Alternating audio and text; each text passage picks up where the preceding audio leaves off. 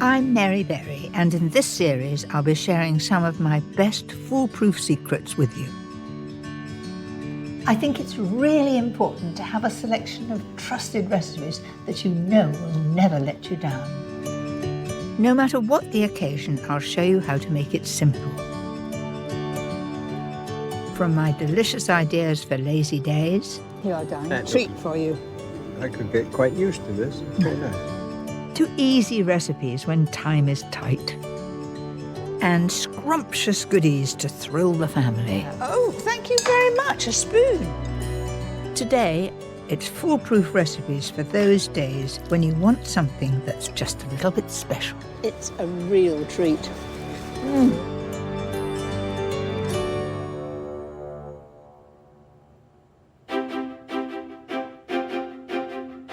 For me, special days are all about having good friends around and giving them something that I know they're going to enjoy. It's time to push the boat out with the very best ingredients for dishes that feel truly sumptuous. But it really must be something that I can prepare ahead so that I can spend time with them. A seafood treat that's the height of decadence. A gorgeous vegetable dish that's bound to impress. A regal classic that will satisfy the heartiest appetite. And a stunning pud that will finish things off with great style. But let's begin with a dinner party favourite.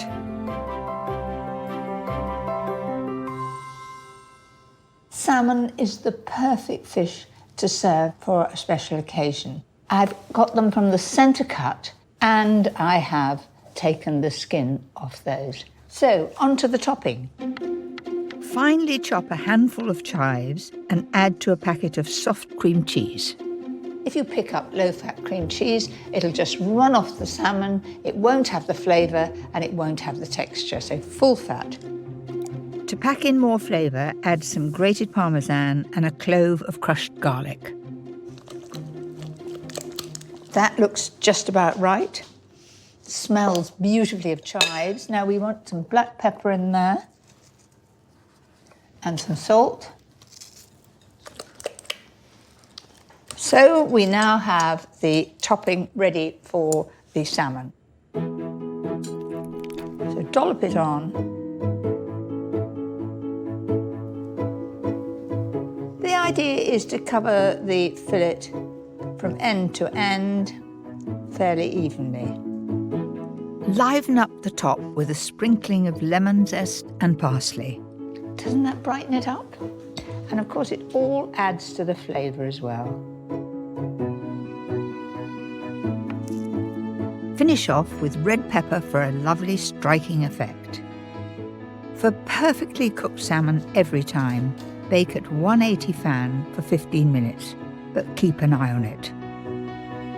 When you see the first little bit of liquid coming out of the fish, out, it'll be done. While that salmon's cooking, I'm going to do a very special accompaniment, spiralized vegetable. I've got a spiralizer here, quite a simple one. Looks a bit like an egg timer, doesn't it? So, first of all, a courgette, push it down and just turn it round, holding the spiralizer firmly. So watch, magic. Do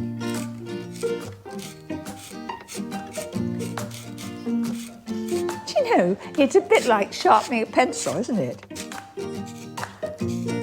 A few carrots add a splash of colour. It helps to have two weapons to stir it, and you just turn it like this. And finally, parsley, lemon juice and zest to set off the flavour of our fish.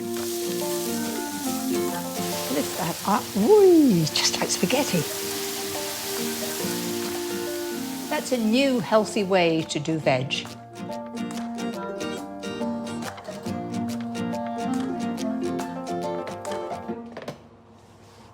That looks just about right. Can you see at the very front here, there's just a little bit of liquid coming out. That's how it should be. Now a little juice over the top. So there you have it, my beautiful salmon with a nice herb and pepper topping. I think that's just perfect for a special occasion.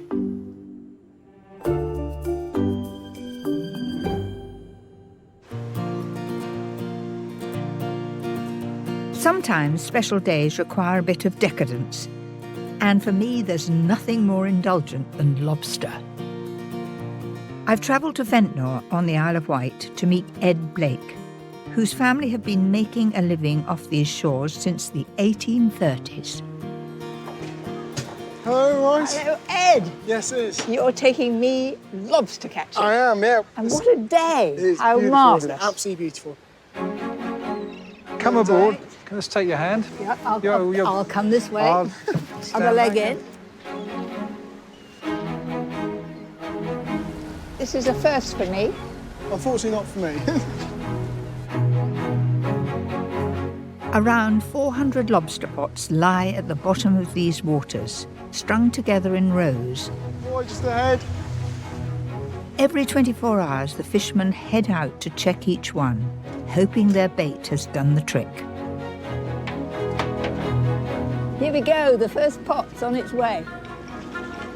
Local laws keep the lobster population in check. So here we go, first lobster of the day. Right. Just gauge him. Right. So he goes from behind the eye socket to the back of the head. This one is undersized here. And you Has see- to be past that. Yeah, yes, the back of the head has to be up to there. So, So that goes back. he goes back. It's your lucky day.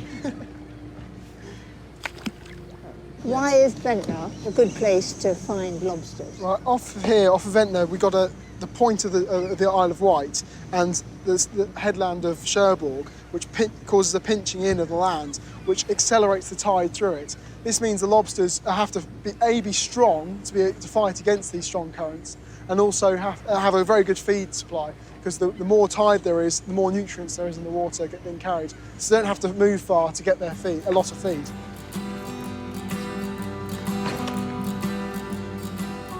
Well, you've got two in here. Two in this one. That was lucky. But here we have a buried one. So you can see the eggs under her tail there. Oh, gosh.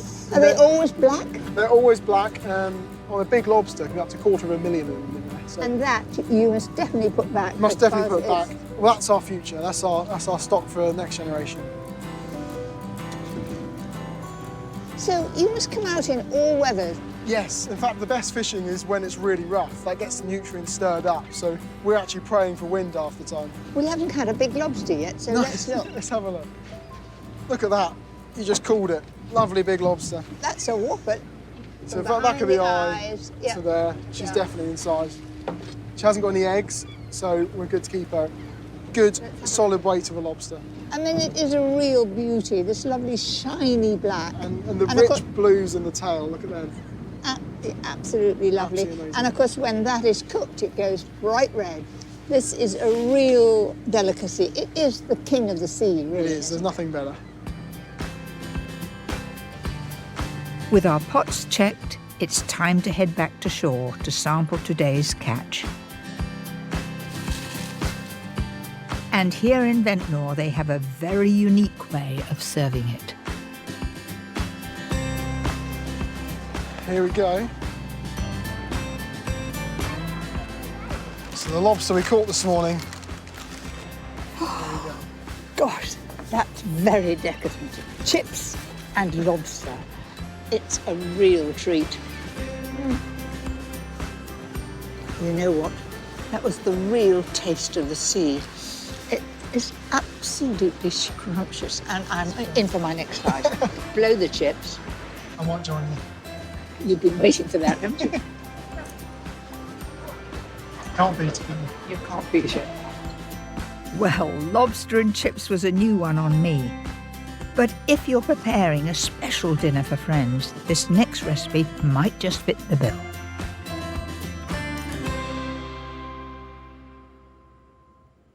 Right, first of all, let me make the aioli.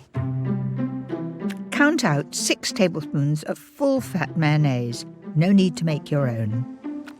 Then I'm going to add some creme fraiche. Again, full fat, just 4 tablespoons. 1 tablespoon of lemon juice. Tarragon works beautifully with fish. I'm adding 3 sprigs, but you could use dill if you prefer. The smell coming up from this is absolutely lovely. Then we'll need a little pepper and salt. Now, aioli is French mayonnaise with garlic, a lot of garlic. I've just put 1 clove of garlic because I find when you press it, all that juice comes out, and I think that's plenty. Don't be tempted to chop it because you'll get big pieces in your teeth and you'll know it for a couple of days. Right, the next thing is to cook the lobster tails. Here they are, and they take no time to cook, about 5 minutes. All I need is boiling salted water. That's it. I want a delicate vegetable alongside, so tender asparagus is perfect. They snap just where the tenderness finishes. Just watch, like that. There we are. The lobster has had its 5 minutes.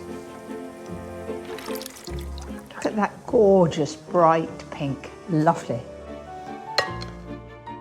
Now that's too hot for me to handle, so just leave it. Don't go and run it under cold water. That'll take some of the lovely salty flavour away. So just leave that naturally to get cold. Get on and do another job. Have you made the beds yet? Now don't panic about removing the tail. This method is foolproof. Don't try and do it cutting the back. Turn it right over to the softer side, hold the tail and put the point of a knife in there, right in the middle, and cut down. There we are. Then we do it from the other end. Just to where I started before, push that down. Once you've got it in like that, then just go, how about that? So, once you've done that, it doesn't look so attractive, but there's a lovely surprise on the other side of the tail. It's a glorious, bright pink. Let me show you.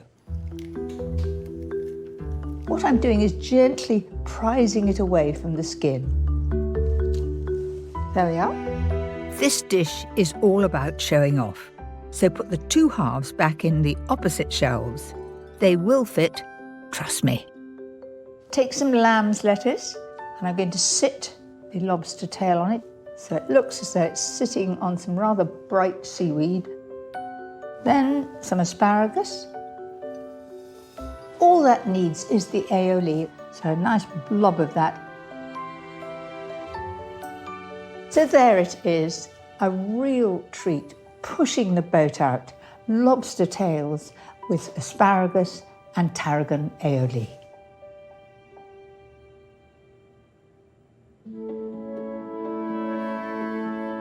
When you're planning a special occasion, it's important to cater for all tastes.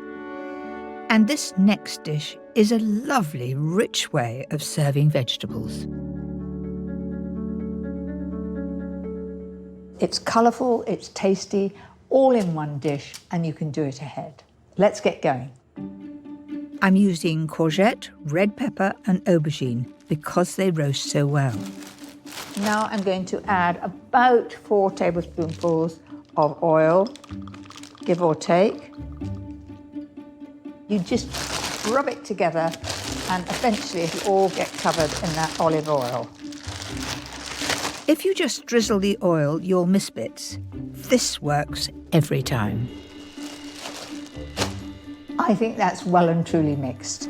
The secret to this dish is to roast the veg first. That way, all the moisture will be drawn out and the dish won't be soggy. Now I've set the oven at 200 fan and it will take about 25 minutes. I'm aiming to get them a nice colour and beautifully tender. All posh vegetables need a posh sauce. Mine is made with some red onion, 2 fat cloves of garlic, and to make it velvety smooth, I'm using passata. Now passata is just sieved tomatoes. Last few bits, sugar, chopped basil and thyme, and leave it to simmer for 10 minutes. Now to take out our vegetables, you'll notice they've really shrunk. Now it's time to make the layers.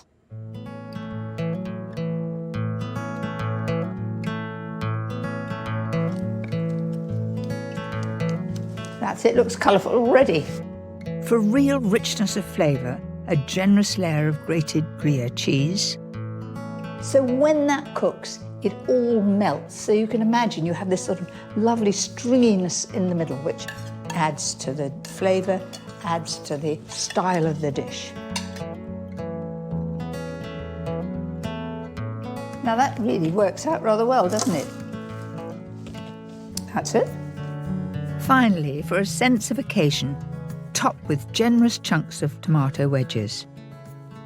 Once I've done all this, you look at it and you think, that's all ready for my special party. It's all done. All I've got to do is put it in the oven. It's a lovely feeling to be able to prepare ahead. Cover it with foil to help it cook evenly and steam the tomatoes. Then into the oven at 180 fan for around 25 minutes.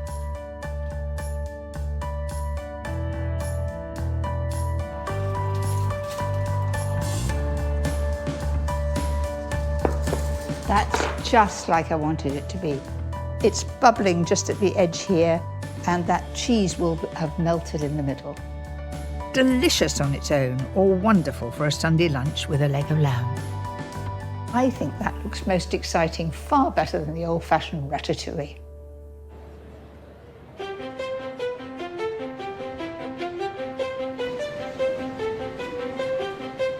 Some of my most special days are those shared with friends. I never drink at lunchtime, but this is an exception. A chance to share stories and remember the good old days. The only thing I ever cooked before I married Paddy was lamb chops. Did you woo him on lamb chops? No, he took me out to dinner all the time. I've known Mary, must be 53 or 4 years now. We did a dish in Housewife magazine with Chinese food, which was fairly new in those days, in the early 60s. Well, this is Shirley, and very unlike Shirley, you've just got a cup of coffee or tea in your hand. Times have certainly changed, but here at Rules, things have stayed firmly in the past. It has been going since 1798 and is renowned for a dish which has remained unchanged for many years: beef Wellington. The origin of this dish is unclear. Some say it was invented in Wellington, New Zealand. But I like the rumour that it was created in honour of the first Duke of Wellington, Arthur Wellesley. Well, it's one of the classic dishes of this country, really, isn't it? But it's a bit of a finicky dish to actually make, and a lot of people don't really perhaps have the time or the expertise or whatever else to stand here and make it. There's a few processes involved. It's not something that you can just come home, bang, in the oven. So you need to think about it, maybe pre-plan a wee bit and be quite organised. Because we've had it on for so long, it doesn't actually feature on the menu anymore. Our guests know they simply have to ask for it, and we're delighted to create that for them. And it's one of those dishes, you know, there's little point in trying to reinvent the wheel. It works. It's worked that way for hundreds of years. So it's a classic, iconic dish. When I first made beef Wellington, I suppose in 1966, it did seem very complicated. You either had a pâté de foie all the way around it, or you had a sort of mushroom farce. And then to crown it all, you had a pancake. So wrap it in the pancake and then wrap it in puff pastry. It was a huge palaver. I would say I'm slightly nervous about cooking beef Wellington for Mary, to be honest. If the puff pastry goes soggy, I could be in a lot of trouble here. So. I would never dream of doing it. It's such an expensive piece of meat that one doesn't want to ruin it and overcook it, because there's nothing worse than an overcooked fillet of beef. It's got to be done carefully.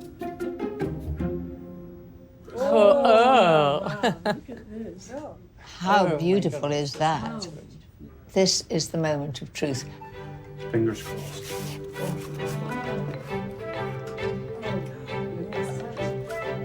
It's a very large man portion. Oh, It does my look God. perfect.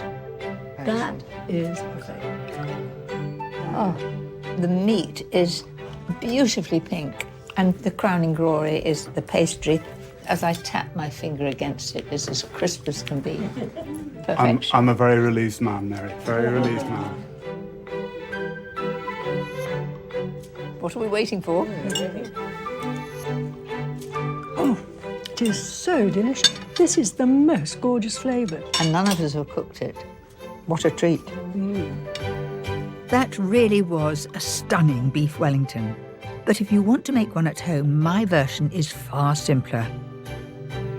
And just perfect for that special dinner party. The first thing you need for beef Wellington is wonderful beef fillet. Now, I've got one here, and it is the middle cut. Now, that's important if you want to get every slice cooked the same degree. Now, it is expensive, but providing you cook it well, it'll be a real treat. It's essential you take the time to seal the meat first. There it is, sizzling. This will give it a much better flavour later on.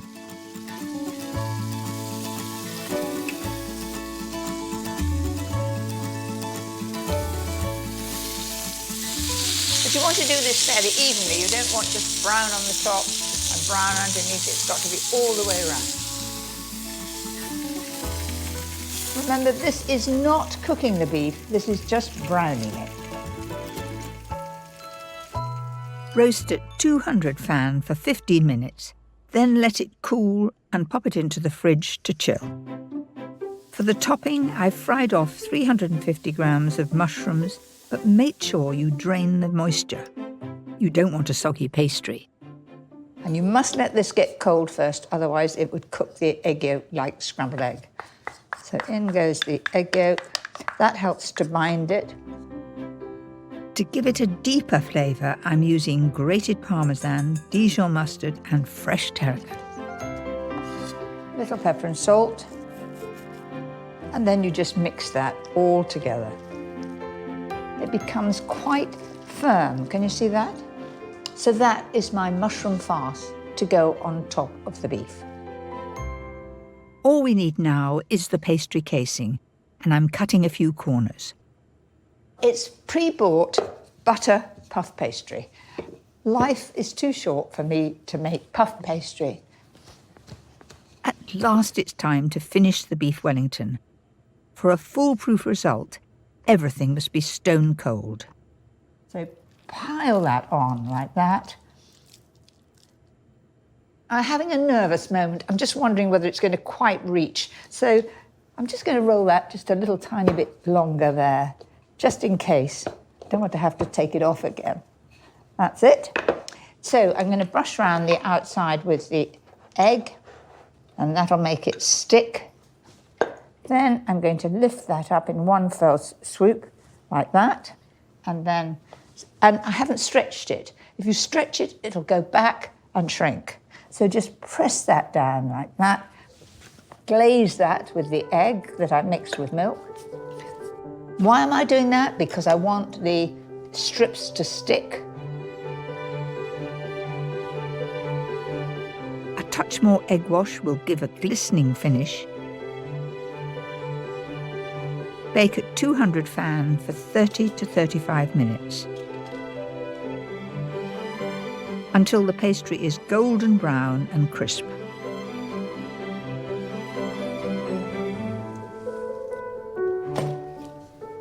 Doesn't that look amazing? There'll be a lot of oohs and ahs at the table when that arrives. You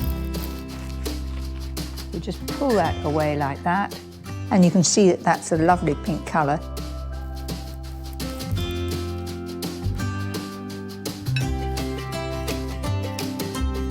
A side of greens and a luxurious tarragon and mushroom sauce are a perfect marriage. I think I'll get that in on one go. Dare I say it, I think that would be my most favourite meat dish to serve for that very special occasion. It's always good to end a special meal with a bit of a sparkle. And this pud is beautifully simple. Panna Cotta simply means cooked cream, and it comes from Italy. If you're in Italy, it's there on every menu. So that's 900 ml of cream, and then I'm going to add the sugar, 75 grams. In that goes. And I'm going to heat it simply enough to be really, really hot and dissolve that sugar. For that hint of latte, add equal parts of instant coffee and water.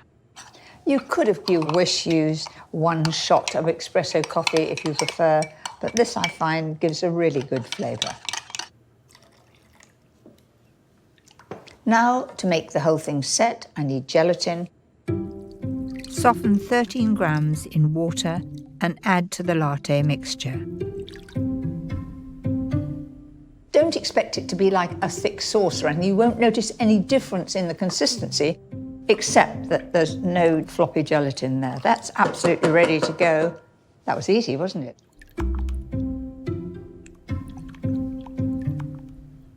Then into the fridge for at least 3 hours to set. Right, the next move is the brittle. It's essential when you're making caramel to dissolve the sugar first. To be foolproof, don't use a non-stick pan as the sugar will crystallise. And now I can take the spoon out, never stir it again, turn up the heat, and the moment that it turns to a pale straw colour, off with the heat.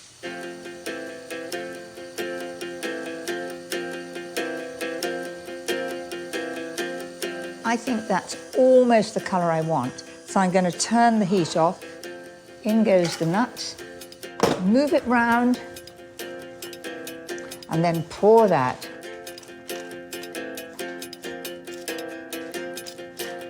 I'm going to let that get stone cold, then I'll bang it and it'll all crush and have that beautiful flavour. Each little piece of nut will be covered in caramel and it'll look like a little jewel. There they are, lined up like soldiers. It helps to get them out if you just dip them in hot water for a moment. A secret of getting it dead centre is to wet the plate first. You'll then be able to move them about.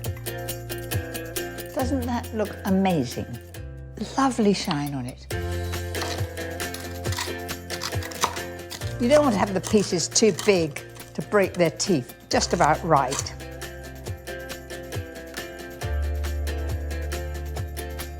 I promise you that that is going to bring a sparkle to the eyes of all your guests and friends. A perfect ending to that very special meal. I loved being here. Jane. What a treat. What a treat. Lovely. Happy days. Next time, it's my foolproof recipes for days when you need something comforting. Life doesn't get better than that.